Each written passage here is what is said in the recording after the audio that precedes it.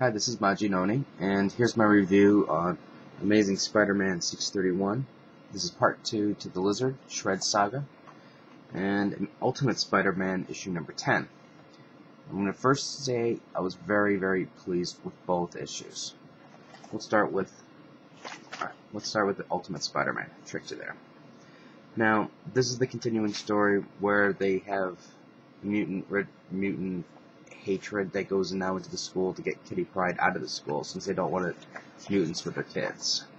And you have a little altercation with the government agents, and Kitty Pryde disappears into the sewers.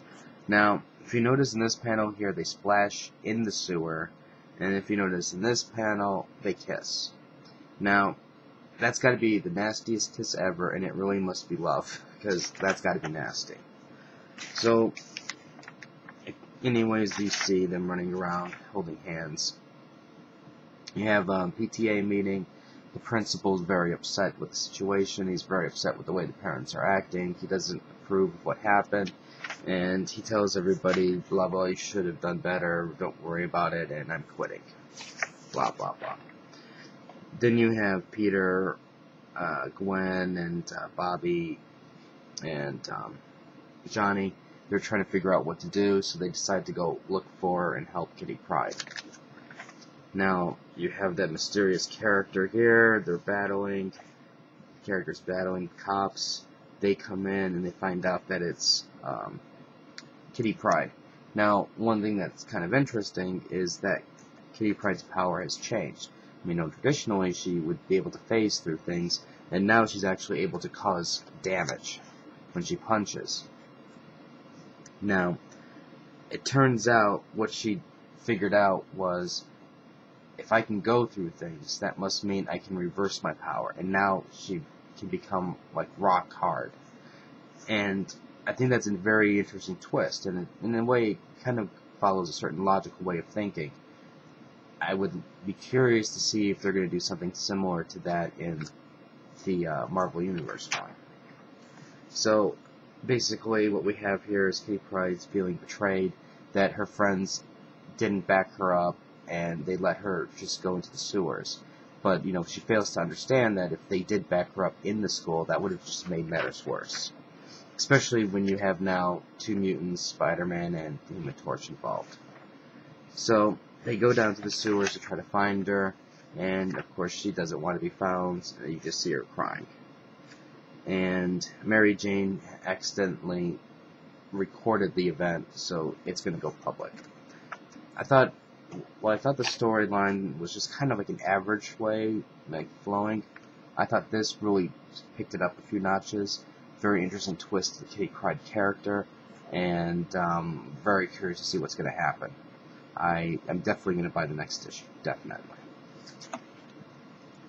Now, Shred's going to contain some spoilers, so you might want to watch out.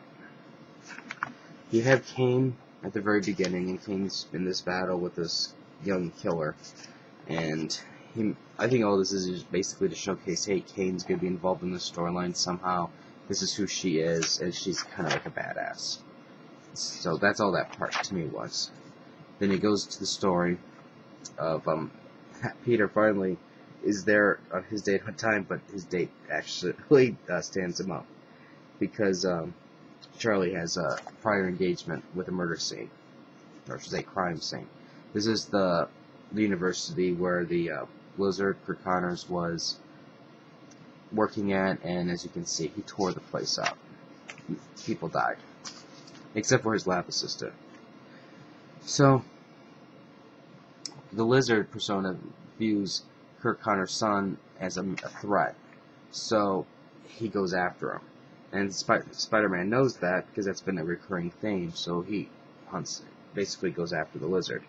One thing that I did find that I really liked was, if you look carefully, you'll see certain panels with the Lizard, other little lizards. So it's kind of like he's the King Lizard, and then they have all these other little lizards following him around. I thought that was a really nice touch. Anyways, they do some battling.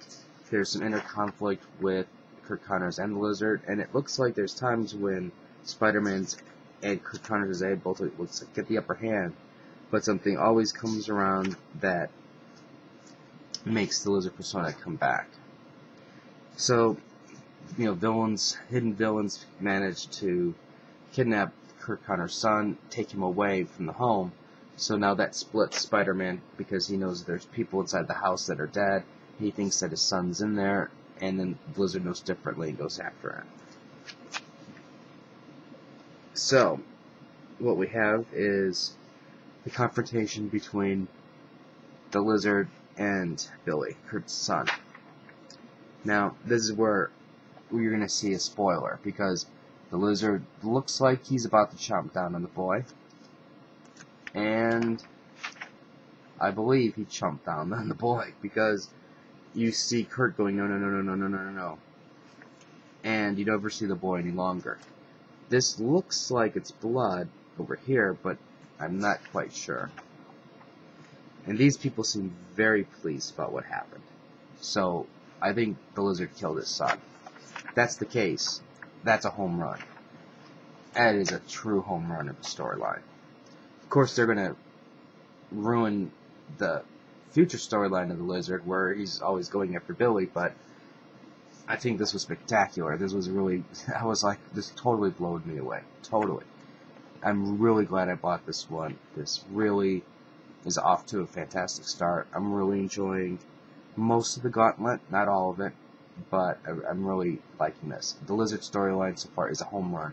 Both of these, I think Marvel did an awesome job with both the Spider-Man titles, and I really hate this, in case you didn't know.